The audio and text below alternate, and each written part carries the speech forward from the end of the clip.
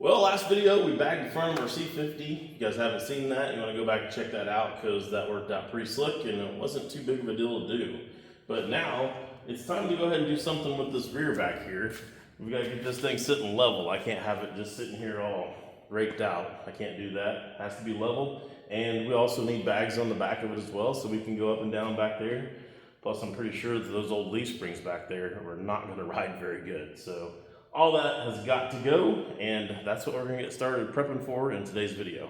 So I say mostly prepping on this because I don't know for sure that I'm going to be able to actually start setting anything up on the rear end on this video, because I'm still waiting to try to figure out if I can find a set of drop spindles for the front. And if I can find a set of drop spindles for the front, I'm going to be a little happier with it because it's going to go down a couple more inches or whatever in the front there. I don't have to extend my step or any of that kind of stuff, and I think it'll also look a little bit better in the wheel well opening if I can do that. Doesn't look bad now, and I'm perfectly content with leaving it like it is, but if I can find a set of spindles and get just a little bit lower, I think I would be happier with it. So I'm holding off on setting all this up here in the back until I know for sure exactly where I'm going to be in the front, because this is going to be built to match that. But with that said, we can go ahead and get a bunch of stuff set up back here and get ready to start doing that. Plus, I'm going to take you guys on a little field trip that we did to Piper's Auto Salvage to be able to get the parts and pieces that we're going to use back here. We'll go over all the parts I'm going to use and how I'm going to kind of set everything up and why. And also, I think we haven't covered the budget for a little while recently, so we'll go ahead and get that covered in this video as well too, and catch you guys up on where we're sitting with everything right now. So before I show you that video from a couple weeks ago out of Piper's when we gathered up some parts, let me just kind of review what we've got going on here first so you guys know why we're getting the parts that we're getting. So on the back of this thing, it has got a huge set of leaf springs back here. Like there's 1, 2, 3, 4. There's 12 leaf springs on each side, and it probably needed them back in the day originally. You know, you got your big giant camper on there. Remember, there was 10 foot of frame behind there that we cut off. So you got 10 more foot of weight and leverage back there on the back. Plus, if you hauled a trailer or anything with this thing, it probably needed all that. But we definitely do not need that now. And it is definitely way too stiff, besides being too tall. Check this out. I'm like 250, 260, depending on, you know, time of day or whatever. And it don't even move. If I do that on the back of a regular pickup, it goes down a lot. So yeah, this thing is gonna ride terrible if we try to use these, which I was never gonna plan on trying to use, but just in case anybody's thinking that we should keep it, no, it might as well just be welded to the frame at this point. There is, however, a big giant sway bar back here on the back of this thing, and I think that we want to keep, and that is going to be pretty handy, especially with the bags, to keep the back of this thing good and stable, even with a big trailer on the back. So we're going to try to retain that, although it bolts in to the frame with a bracket that I'm not sure that we're going to be able to use. Also bolts to the rear end back here in the back with some plates that I'm not sure that we're going to be able to use. So we may end up having to do quite a little bit of work to retain it, but definitely a goal to try to keep that in the mix here when we're all said and done. And just like the front, the back also does have a little helper airbag back here. Those are probably around a 2,500 pound bag or something like that. And in all reality, we probably could almost just use that for our rear suspension back here if we were just gonna make a cruiser. But we're not making just a cruiser. As you guys know, we've got the whole trailer situation that we're trying to also attach to this truck and haul something like, Hookers and Blower, Old Crow, or something else in the future up on top of that trailer. So we're gonna need a little bit more than just your kind of standard bag, kind of like what we put on the front or something like this. Is not gonna, really be suitable for what it is that we're trying to accomplish in the end. Plus, I've got some other ideas now that I've been playing with this truck for a little bit that I think would be really, really cool too. And it would involve building other trailers to do other things. So I'm not gonna go into that any more than that right now, but definitely bottom line is we need more bag back here than what it would be if we just tried to use those helper bags. Also, there is a nice set of Bilstein shocks back here in the back. Probably could use those. I don't know why we couldn't, but Terry told me that he's got brand new looking shocks on the back of the semi that they're just got in, that they're getting ready to junk in the video I'm going to show you here in a second. So I think we're going to probably try to go with those, just see what happens. I've never used anything that big before on a shock, but I don't see any reason why that would necessarily be a bad thing. So yeah, I guess that kind of catches you guys up here on what's going on back here in the rear suspension. This is, I think, a Dana 80, 70, something like that. And it does have disc brakes on it. I probably can't get you guys in there to see the disc brakes very well, but there's disc brakes in there, you'll have to trust me. So yeah, that's the rear of this setup on this thing. So let's go ahead and I'll show you that video from Piper's a couple weeks ago, and then we'll come back and see what we need to do to start setting this thing up to get ready to link and bag the back of this thing. Well, made it out here, Piper's Auto Salvage, and right up front, they're working on this thing they just got in here. That is hammered. What happened to this thing? Wow, what happened to this thing? Semi pulled out in front of another one. Oh, man, about had to have been a semi to do that much damage to it. That's crazy. Made a U-turn in front of me at 65 mile an hour. Wow.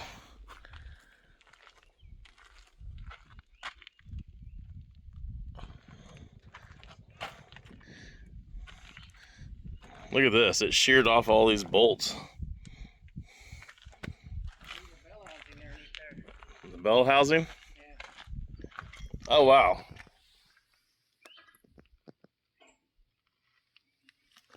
I don't think you're supposed to be able to see the flywheel. Yeah.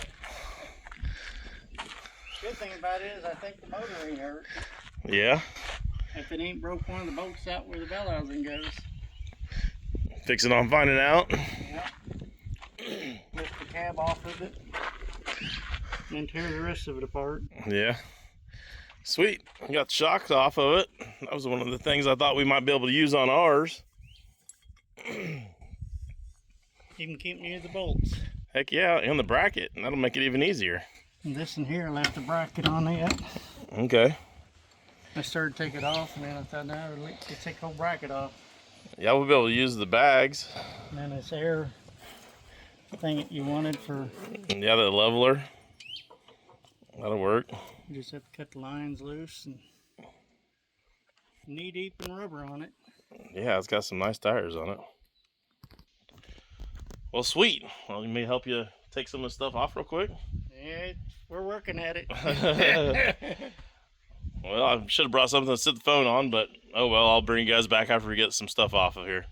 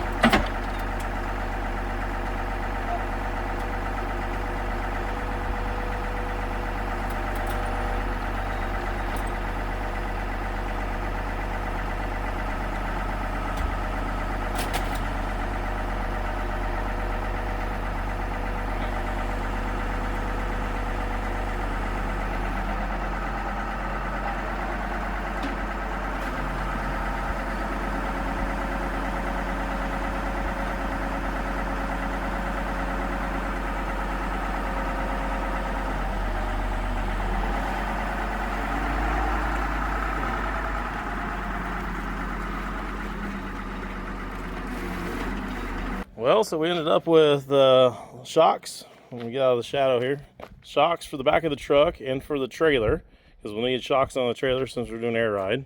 And we got our bags now for the back of the truck and for the back of the trailer. And a glad hand to be able to hook up some air to go to the trailer, so that'll be nice. And a couple of tanks, and we also got a bucket of bolts there to help mount all this stuff up, the bolts that were in it, so that's cool. So what kind of price are you thinking, Terry? Oh, I imagine probably around 75 since you come out and help pull it out. And you've been buying so much stuff from us. Okay, well, that'll work. yeah, that helped me out a bunch, and that gets us a little bit farther down the line. So I'm pretty happy with that, and guess we'll get this stuff loaded back up here and head back down.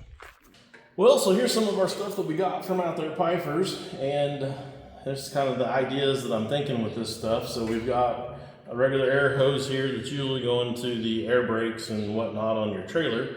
I think we'll be able to actually use the glide hands and the hose and stuff for our trailer that we're building. So we'll have our air supply covered there once we, get everything all plumbed for the rest of it. But this will connect the truck and the trailer.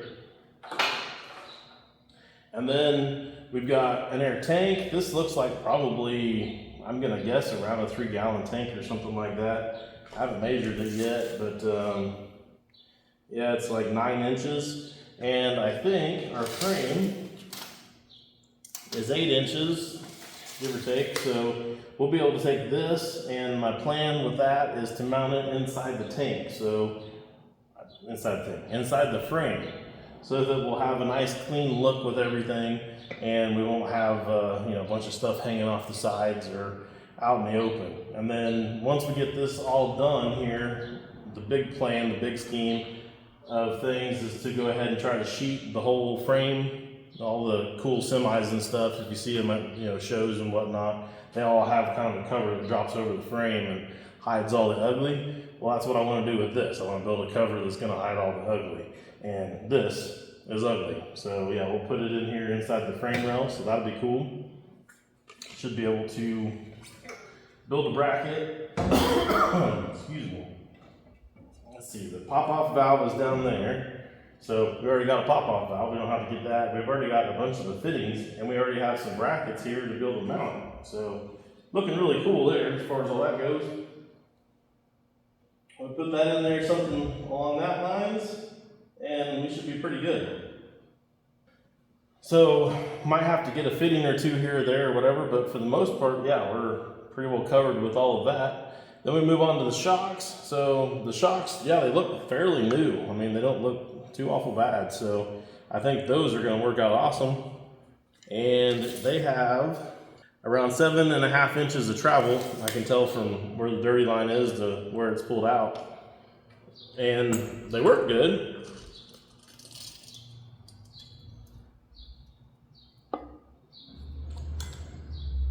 Might have a little more than 7.5, might be 8 or 8.5, but anyways, long story short, with the bracket on there, now we don't have much to do there to mount those either. We'll be able to just mount that to the frame. And then I think what I'm gonna end up doing, since they don't have quite as much travel in the shock as it does those bags, we'll actually probably mount this to the trailing arm. So when I build this thing, the plan is to have a big long trailing arm come back here to the rear end to hold the rear end in place. Kind of similar to, kind of like in that truck right there where they have the 2-link coming back off of that center cross member, if you guys are familiar with that. And then they have a pan hard bar going across there. Well, that's a little bit more triangulated, so these will actually be perfectly straight down alongside the frame rails here, and we'll still have to have a pan hard bar to locate it from side to side. But kind of an arm like that, and I want to do a really cool looking design on the arm. I'll have to just show you all that when we get to it because it's way too hard to explain. But bottom line, we can take and we can bolt this to the chassis and then up the arm a little bit away from the rear end, and we'll be able to get more stroke out of the rear end, more travel out of the rear end than what we have in the shock, because it'll be extended out there farther. And since this is such a big heavy shock, having that extra leverage and stuff on it isn't going to hurt it in any way, shape, or form with the loads that we're going to be hauling. And then back to that not hurting things with the load we're going to be hauling. Obviously, these bags are going to be able to handle any load that we put on the back of this truck. They're going to take it and not even think about it. I think these are probably rated close to 10,000 pounds a piece or something like that.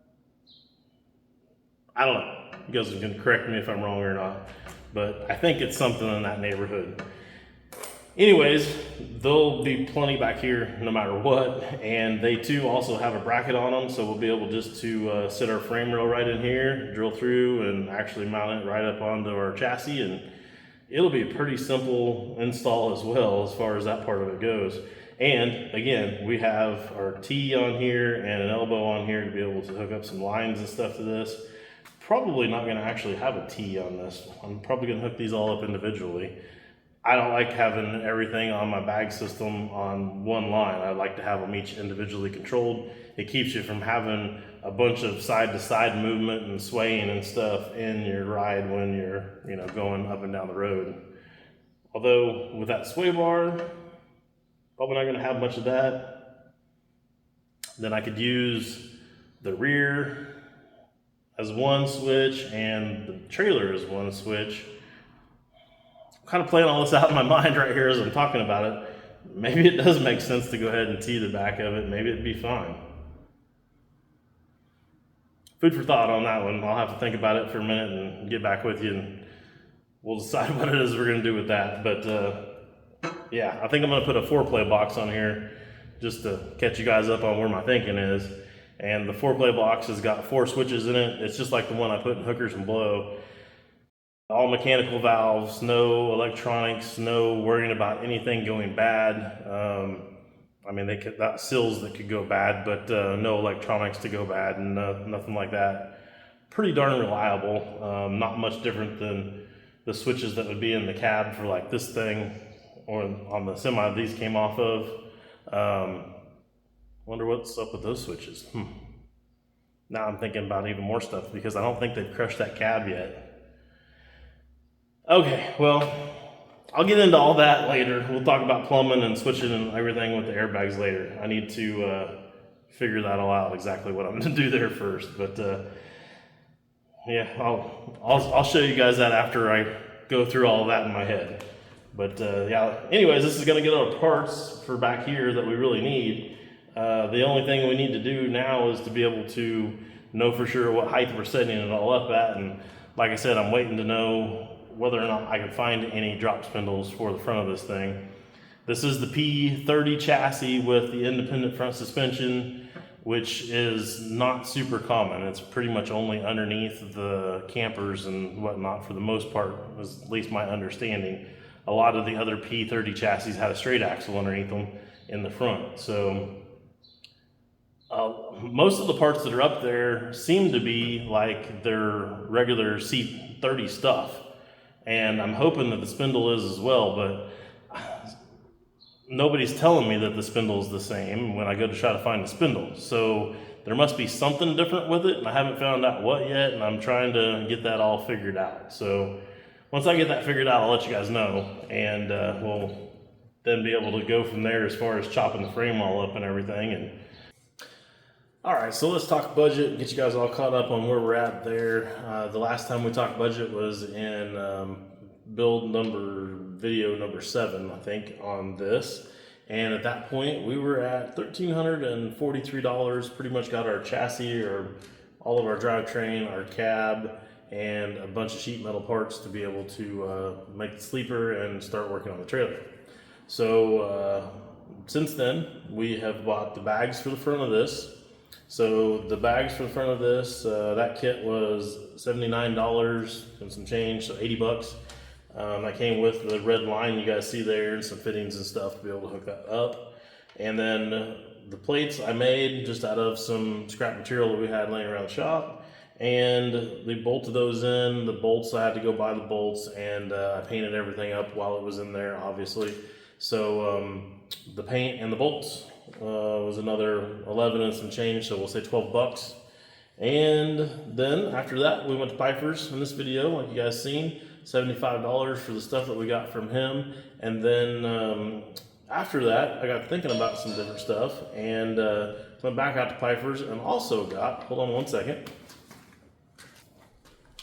All right, so I also went back out to Piper's and ended up buying these from them. There's 2 of these pipes that were on that truck, and these are gonna make our side pipes even cooler than what they was to begin with. First of all, these are 6-inch where others is 5. These are actually both turnout, so the other one had a bend and a turnout, a little bit different than each other. Not a big deal, but this will be the exact same. Excuse me. And this one goes from 6 to 5, so we'll be able to take our other ones that are 5, slide them right up here and tie these together. and run this all down the step underneath the truck cab and underneath the sleeper, and kind of fill in that whole area with side pipe. I think it's going to look pretty sweet.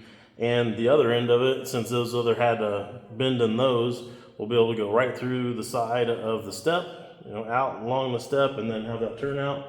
I think it's going to look pretty sweet. So we got these two. We have to add that to the list. Gave $40 for these two. So with that all totaled up, what we've spent now is another $207. You add that to our $13.41 that we had before, that brings us to $15.48. So we're still doing really good on our budget. We still got a long ways to go before we're there, obviously, and I still got a ton of stuff that I want to do, so I'm sure we're gonna chew through the rest of that pretty quick. But so far we're doing really good, and I'm happy with where we're at. So hopefully you guys will tune back in on our next video. We're gonna get this thing linked up and bagged in the next video on this truck for sure, 100%. So look forward to that, and appreciate you guys watching, following along, and I'll see you guys on that video, or if we're working on something else here in the shop, one way or another. We'll be back next Wednesday at 7 and be doing something cool. See you then.